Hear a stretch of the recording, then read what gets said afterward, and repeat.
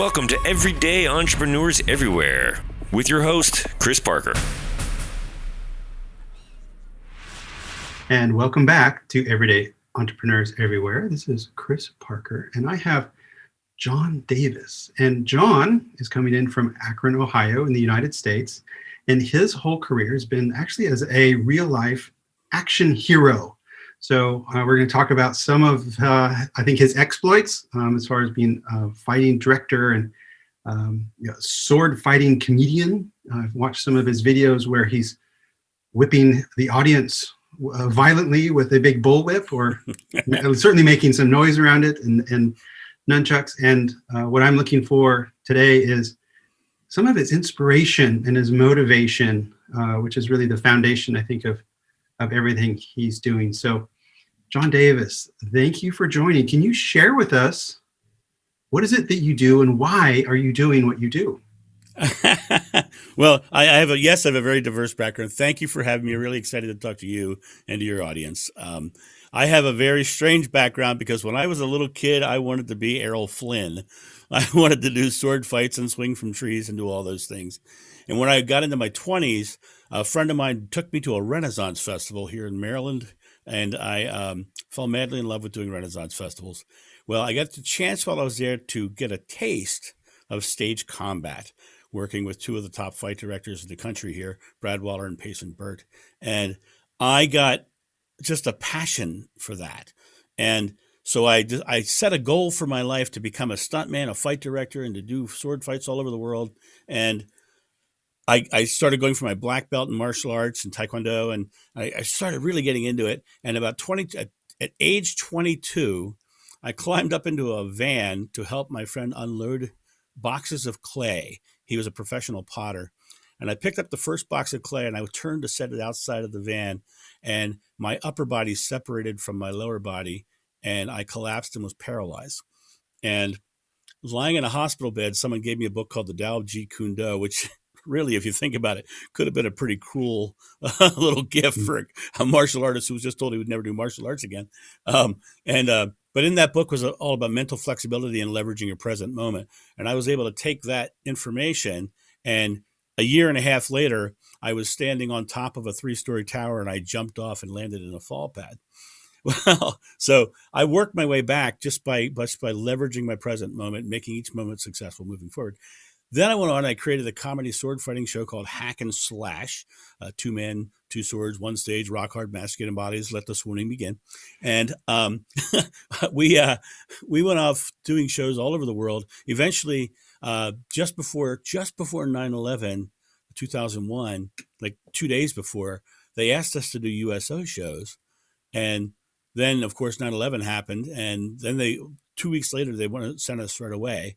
We ended up going for 6 USO tours all the way out to the front lines of Iraq and Afghanistan. Over the course of the time, I was still doing the show, but I started to realize that I had discovered a way of hacking my fight or flight response and creating peak performances and helping people achieve more in their life. So what I was finding was I would do my shows and really love doing that.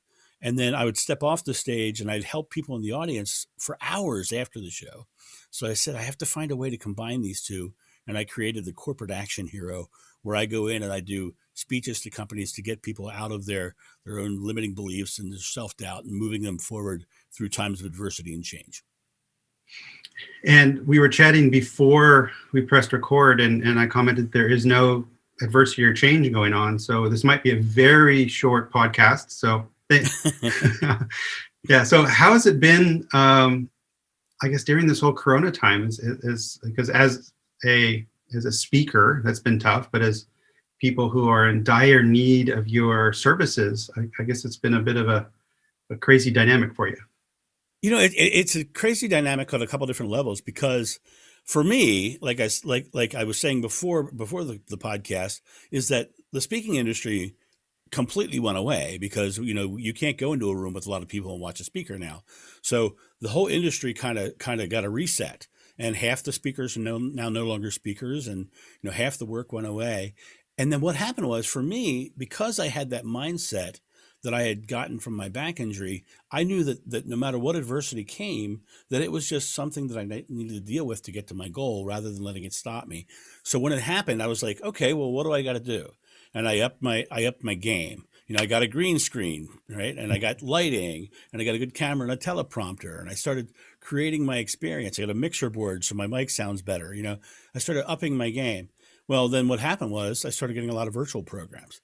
And then once I started doing virtual programs, I then said, okay, I still have time, because the year before COVID, I traveled 200 days that year. So I didn't have a lot of time to get a lot of stuff done. So I got all this extra time now. So now I'm writing my book, and I'm doing online courses that I'm getting ready to release in the next 6 months or so.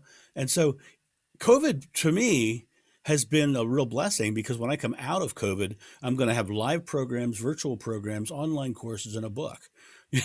Because rather than getting focused on the negative, I got really focused on, let's make this a positive. And what's the I guess I want to say the big mission or the big hairy audacious goal there. So once you have the book and the courses, well, I guess what is the big impact you want to make out there? Well, first of all, I call myself an action hero for a very specific reason. The word action means create motion, start momentum, or to do something. And the word hero is someone who achieves extraordinary results in service of others. And so my goal in life, my whole process in life is all about serving others so that they can reach their potential, awakening them to something that I was awakened to when my back went out. When my back left me in that bed, and I literally, when I say I was in that bed, I was paralyzed for 35 days. And after 35 days, I could get myself to sit up. And then after a year, I was back to what was basically normal physicality, but not as buff or as strong as I was. And by the time I got to a year and 6 months and I jumped, I was back to being fully me.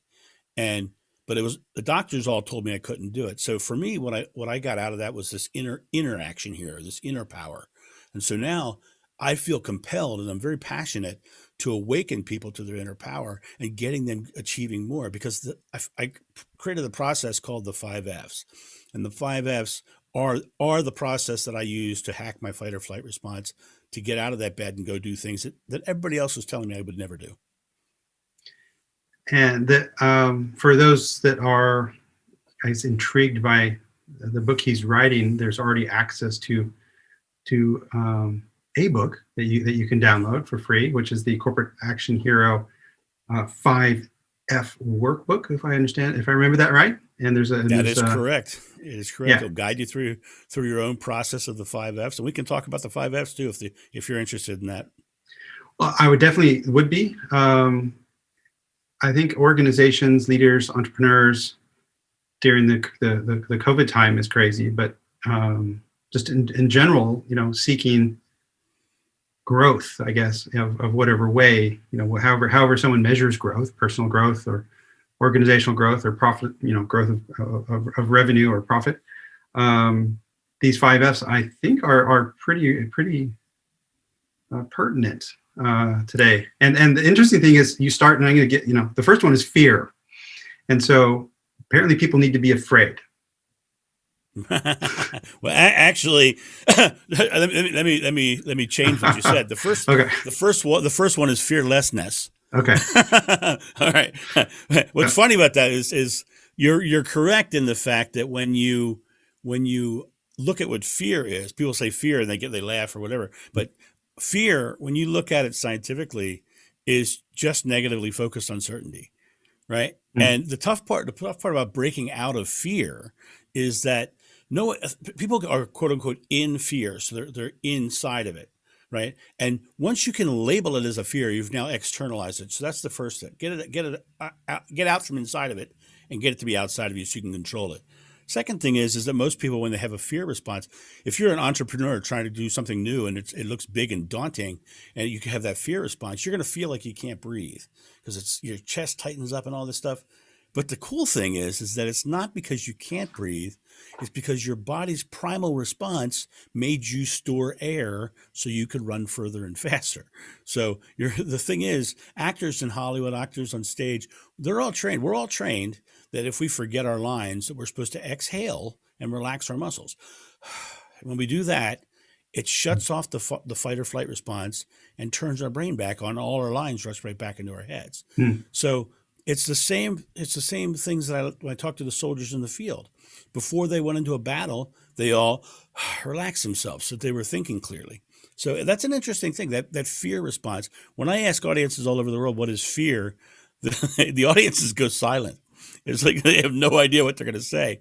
And then somebody always says, false evidence appearing real, right? And I'm like, but that's not the truth, because false evidence, fear is an emotional reaction to some future event that may or may not happen with you focused on a negative outcome.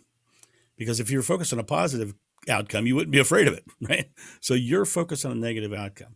So that's how you get rid of fear and work through fear. The breathing part resonates because I've had some quite good training on public speaking, and the sort of the just before on stage advice that I keep going back to is, can I think about am I present, am I elegant, and am I breathing? And that's just my mental checklist before I start to perform. And I think the breathing thing, I guess you put it in context of if you are in that state, your brain is not open for options. It's not open, for creativity other than just, hustle. So right, that primal it's a primal response. Now, what's cool about this in the business world is that being a primal response, that means that's everybody goes through the same response, which means if you're leading someone, you have to understand that they're going through the same responses. And if you can identify their states, then you can address where they are in the circle. Now, when I do my big corporate action hero speech, the final thing I do on stage is I go out in the audience and I find the most timid person I can find. And I bring that person to the stage in front of their peers. What's their first fear? That they're going to look like a fool in front of their peers, right? They walk on stage, I say, isn't she a rock star? And I get them giving her a lot of positive reinforcement, right? Get her up there. Then I say, do you have any hobbies or anything like it? So I start creating a normal conversation, keeping it light. And then I say, I'm going to teach you how to cast a fishing rod. And I turn them around and I hand her a bullwhip, right? I don't talk about the bullwhip because I don't want her mindset to go to a fear place. We're just talking fishing. And I have all these jokes where I get the audience doing fish faces and all kinds of stuff. But then what happens is, in under 4 minutes, well, under 5, this last person I just did it with on Friday in Tennessee was 4. Under 5 minutes, that person learns to crack that whip, and they hit targets out of my hands that I'm holding. And it's all by shifting their belief in self and turning that, that's an expert skill in whip cracking, is to take a target out of somebody's hand, right? But I know full well that if I can shift their timeline of whether they are learning a skill or knowledge of the skill, which is the easiest thing to do just by using neurolinguistics, and then also giving them positive reinforcement and addressing their fears. As a leader, I now have an employee who is creating peak performances at half the time it would have taken normally, right? In sales, if you're trying to sell somebody, if you don't think your person's afraid of getting screwed over in a sale, you're wrong, right? They have a natural fear. They're protecting themselves. So if you can address their fears and say, listen, and you don't want to label it saying, I'm not going to screw you over. Just start saying, okay, what are they really afraid of? Then you just start leveraging. These are the ways that you're protected, so nothing can happen between us, right? A lot of times I'll say to, like in my corporate stuff, I send out my invoices through PayPal. And I say, when I send that invoice out, I said, sending this out to you, you don't have to have a PayPal account. It just use a credit card. This way we are both protected and we both have assurances that all the money will go where it's supposed to go. And by alleviating that fear up front, I've alleviated that's issue right away.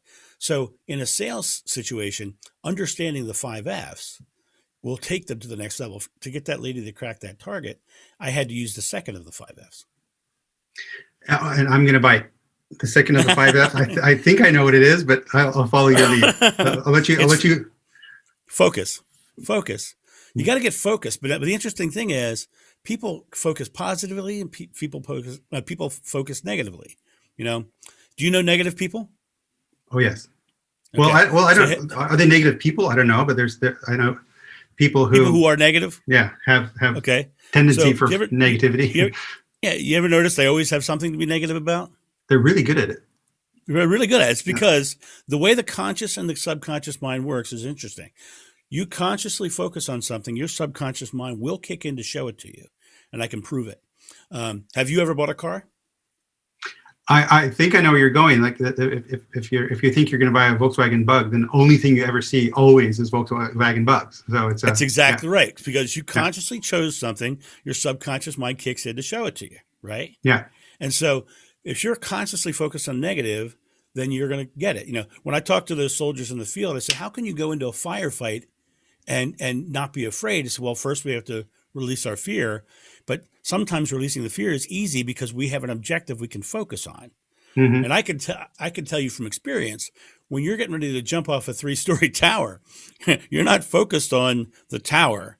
You're focused on where you're going to land, right? You focus on that space down there, that positive outcome. So you get seriously focused on what, for her, I would say to her, I would hold the target out. I'd say, focus right here, then just cast your fishing rod, because that would keep her in a calm state. And she just looks right there and casts her fishing rod. She wasn't thinking about hurting me or anything like that. And that's how we got her to actually take the next step as well. And the next step is faith. You see, I'm building faith, fearlessly focused with faith. Here we got 3, right? Faith, confidence, belief that she can. I started that working on her confidence when she walked to the stage.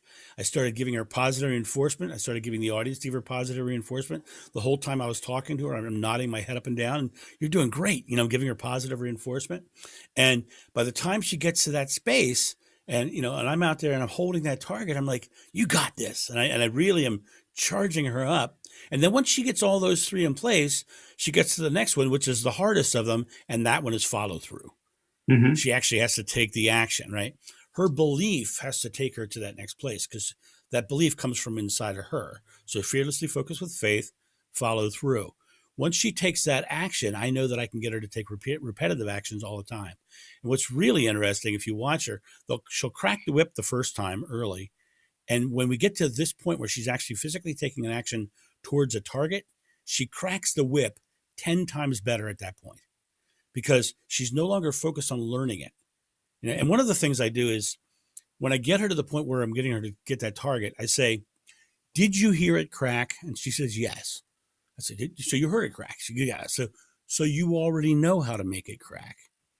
Here I am dropping a subliminal message right into her head saying, you've already got this. You don't have to learn this, right?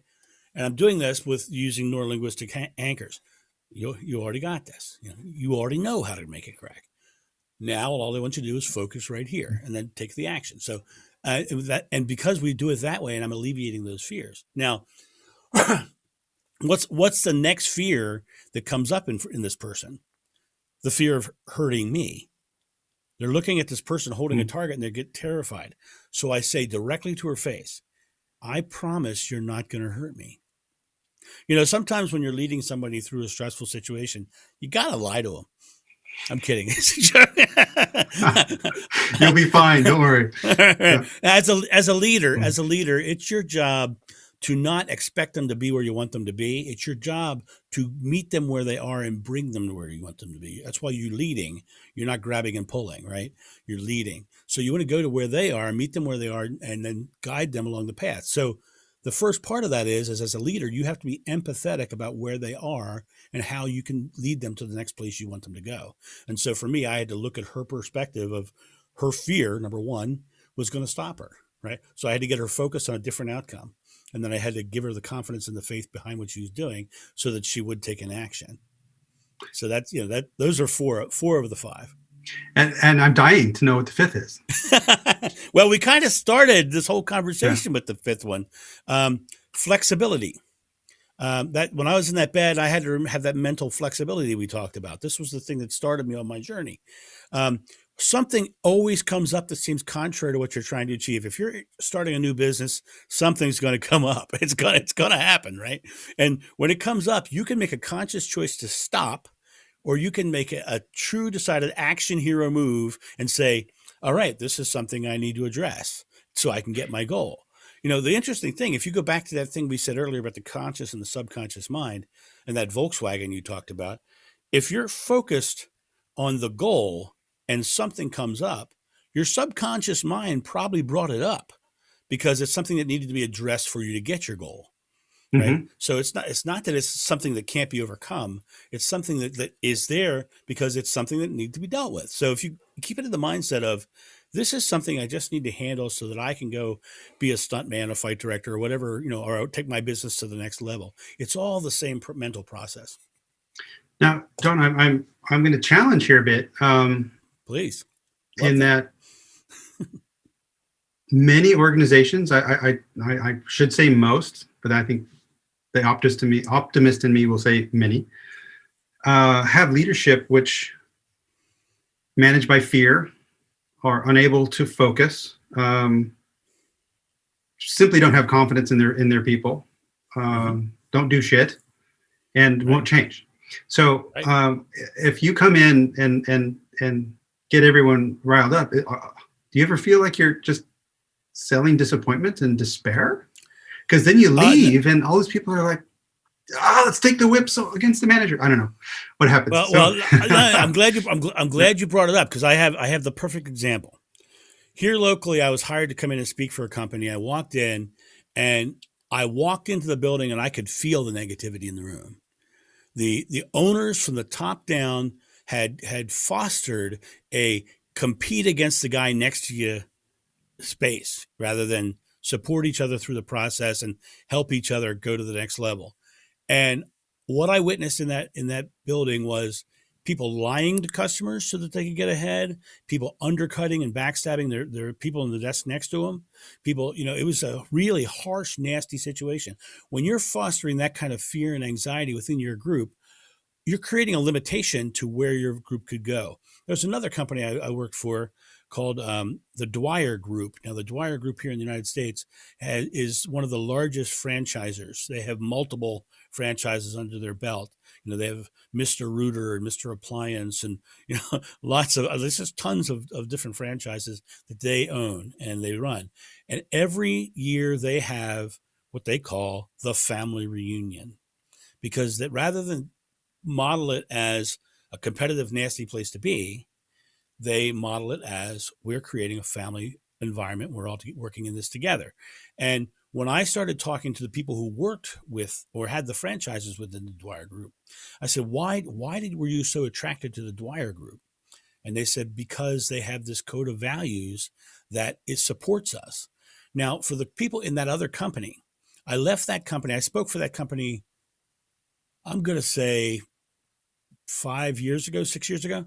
And when I left that company, it was really interesting. I knew several people in the room were going to quit because they saw that there was other things out there that were better and that it was really hurting their health by being there, number one. But number two, I said to somebody else, I said, I'll bet you that within 5 years, that company is going to be suffering. And when I spoke for them 5 or 6 years ago, they were everywhere. They were all over the radio, all over the TV, all over the news. They were like, everywhere you turn, you heard about this company. You don't hear about them at all anymore because the company had a cancer in it and it destroyed itself. And that came from the top down. So, I can't go into a situation like that and feel like I'm delivering failure to that group because I'm not. The leader of the group was. I was bringing them actually hope. And a lot of those people came out of that place and went somewhere else and worked in a positive environment. Yeah, a beautiful story. There's a sage advice that I received at some point that, being young and idealistic and, believing I could manage better than the executives could, there's some of that going on. But someone whispered in my ear at one point saying, like, if you want this organization to succeed more than its leadership does, you will suffer, right. Meaning they won't.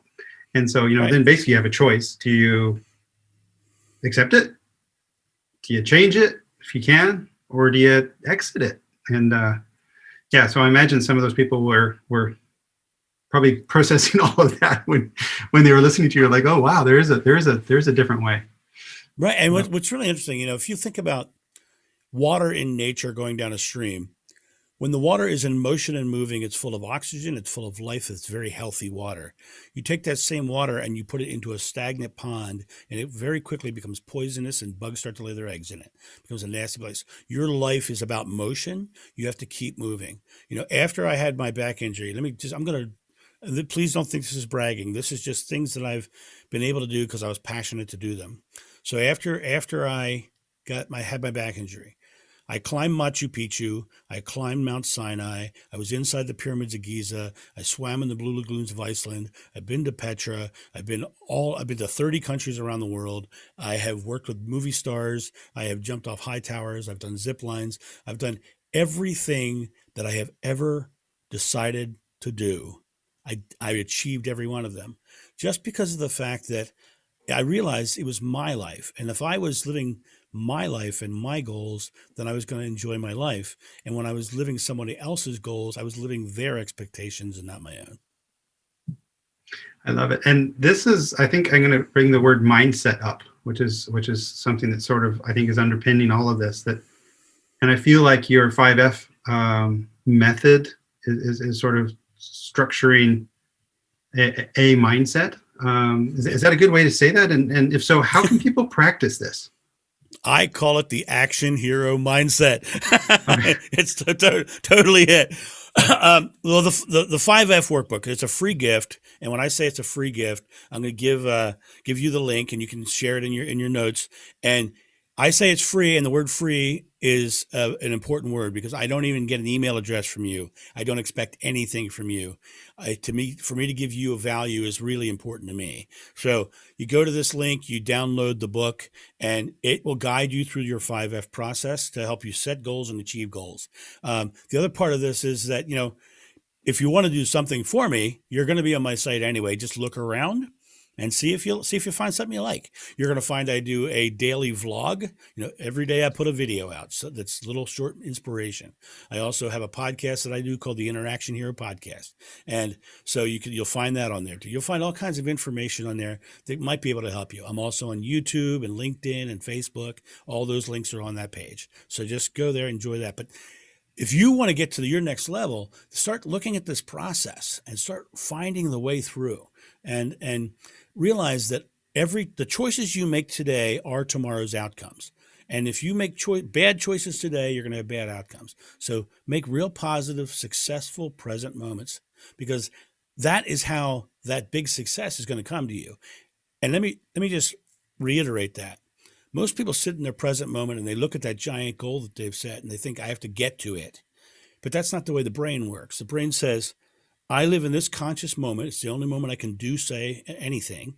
I'm not going to be able to get there tomorrow, today, or yesterday, today, so only right now. So all you do is take this moment, realize that giant success that's out there is coming to you dependent on you making small present moment successes that are in alignment. And so if you want your business to go to the next level, if you want to raise your finances to the levels that the numbers that you're looking for, small present moment successes will bring it to you. And also just the power of imperfect action there, meaning just get her done. Yep. I think that another technique that I'm experiencing, I'm curious of your opinion on it, is working with a life coach, Herfel Kirchhoff, somebody I used to work with years and years ago, and through the podcast I reconnected with them and then ended up having a number of sessions with them. That what I'm doing is actually visualizing the future state, right. and not so much visualizing the physical aspect of it, but just the emotional state of what I will feel like when success has achieved. And I'm right. just really leaning into that emotional feeling, and then allowing this Volkswagen power thing that you're talking about to then let all these supportive components bubble up to me and show up and say, well, of course that happened because I'm going there and that's what it feels like. And which of course it might have happened anyways, but I'm just paying attention to it, and off we go. So how do you bring in that the sense of emotion underpinning all of this? Well, you have to realize that noetic science, you know what noetic science is? I do not. Okay, noetic science. Edgar Mitchell, the Apollo astronaut, when he came back to Earth after one of his missions, had a transcendental experience coming into Earth. And then he for the rest of his life, he tried to figure out what that was. And he created something known as noetic science, Noetic, noetic. And one of the things that noetic science has been able to do is measure thought. So they've been able to measure the waves in the atoms of the air. They actually catch the waves of thought. They also discovered that those thoughts are creative, that they actually can create experience. And so your thoughts are creative. Now, your thoughts manifest themselves in your emotions. So if you're thinking negative, you're going to have negative emotions. If you're thinking positive, you're going to have positive emotions. So if you marry your emotions to a goal, for me, lying in that hospital bed, I was married to jumping off that tower. And I could feel the wind blowing through my back then hair. Now I don't have it, but the idea was that yes, that visualization is huge. When I first moved to Ohio, I moved here because my wife and I had split, and she moved to Ohio with my son, and so I moved to Ohio. And I got up here, and I was going through an adversity in my life, and so I was trying to figure out what I wanted to do, and I was doing a lot of fight direction and a lot of my shows still, but I had the weeks Monday through Friday pretty much off, and I decided, you know what, I'm going to teach college. I'm going to become a professor. Now, my degree was in architecture, right? My business career was all about sword fighting and stunt work. What am I going to teach at a college, right? And but I just said, no, I'm going to do it. I stayed focused on that goal. Well, the next play that I did fights for was a play called My Favorite Year at a local theater here. And I did the fights, and the guy who was the lead was a great actor and a really nice guy. At the end of the show, he says to me, he says, John, I really like the way you direct fights. It's really excellent. He says, I'm the dean of theater at Oberlin College. Would you like to come in and teach a class, a one-time class, one-time master class? I said, sure. So I went out and did a one-time master class. I finished the one-time master class. He said, John, I only wanted to see how you taught. Would you like a semester? I taught there for 8 more years. Right. So what you focus on, this world we live in is surrounded by all this energy, but your thoughts go out and create. Buddha says, what you think you become, you create your world. Gandhi says you be the change you want to see in the world. Krishna said you are the culmination of your thought. Jesus said, whatever you ask in God's name is granted. But Moses said God's name was I am. So your thoughts about your present moment, I am creating, I am becoming a college professor, I am jumping off a tower in a year. That's how you create your experience, and you marry all of those to the emotions that you're talking about. John, I love it. Resonating with what I am as well. I have these I say monthly Zoom calls with some dear friends from 8th grade back in California. And I was accused this last weekend of being just, I'm not even sure the descriptive, but an optimist, where these guys were more pessimists. And they said, yeah, well, Chris, you've always been an optimist, and you decide what you want to do, and then you do it.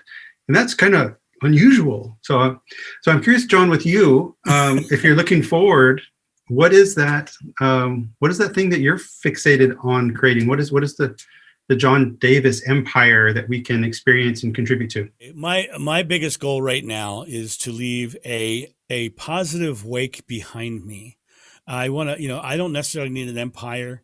What I really need is to feel like I've done good works in the world and have left people empowered when I leave. And for me, that's the most important thing.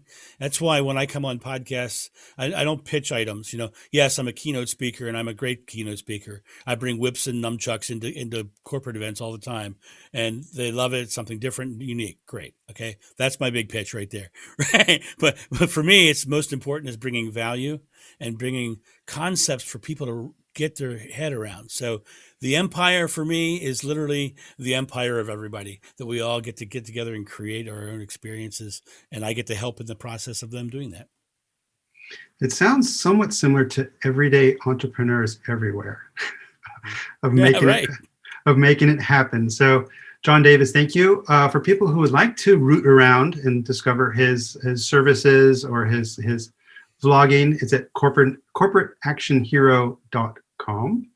And if you want to get access to the 5F workbook, just look at the show notes, click through. It's freely available to download. And I will attest to the fact that you are not a self-promotion person, because before we pressed record, I was like, what do we do to promote? And you said, not much. Let's just add value and then give away a book. And that's what we're doing. So I love it. I really appreciate the style, and the messages are really, really resonating. And I hope people are triggered by it, and then go through the fear, focus, faith, follow through, and flexibility of the 5 Fs. So, great. John Davis, thank you so much. Thank you. It's been an absolute pleasure. And I hope I know we did some really good things today. Thank you for listening. Like and subscribe to the podcast on your favorite player, and download the Simplicity Kit from ebullient.com.